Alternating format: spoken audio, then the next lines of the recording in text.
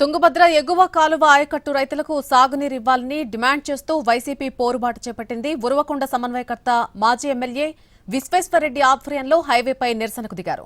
అనంతపురం బళ్లారి హైవేపై రైతులతో కలిసి మాజీ ఎమ్మెల్యే విశ్వేశ్వరరెడ్డి బైఠాయించారు. హంద్రినీవా హెచ్ఎల్సీ కాలువల ద్వారా వెంటనే సాగునీరు విడుదల చేయాలని డిమాండ్ చేశారు. ఉరవకొండ సమీపంలోని హంద్రినీవా బ్రిడ్జిపై వైసీపీ నేతలు నిరసనకు దిగడంతో వాహనాలు దారి మళ్లించారు పోలీసులు. ఇప్పటికే ఎలినో ప్రభావం వల్ల అదేవిధంగా జిల్లాలో ఉమ్మడి అనంతపురం జిల్లాలో 50% లోటు వర్షపాతం వల్ల ఖరీఫ్ అంతా ఇప్పటికే రైతాంగం నష్టపోవడం జరిగింది.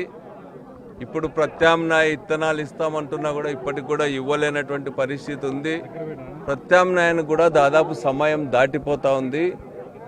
కానీ కనీసం రైతులు ఏం కోరుతూ ఉన్నారంటే రాజశేఖర రెడ్డి గారు ముఖ్యమంత్రి అయిన తర్వాత హంద్రినీవా ఈ ప్రాంతానికి రావడం, అదేవిధంగా హెచ్ఎల్సీ అంత మోడర్నైజ్ కావడం, వాటన్నిటి వల్ల ఇటీవల కాలంలో జిల్లాకు 50 టీఎంసీలు 45 టీఎంసీలు అట్లా వస్తూ ఉన్నాయి.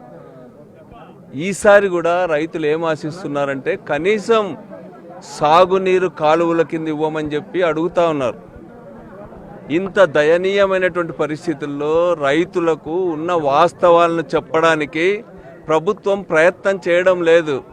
లేక నిన్న జిల్లా పరిషత్ సమావేశం జరిగినా కూడా సాగునీరు గురించి ప్రజాప్రతినిధులు అడిగితే ఎదురుదాడి చేస్తున్నారు. తెలుగుదేశం పార్టీ సీనియర్ నాయకులు, మంత్రులుగా పనిచేసినటువంటి వాళ్ళు, ఎంపీలుగా పనిచేసినటువంటి వాళ్ళు రైతుల్ని కన్విన్స్ చేసే పద్ధతుల్లో వాళ్ళు ఈరోజు కూడా ఆన్సర్ ఇవ్వడంలా.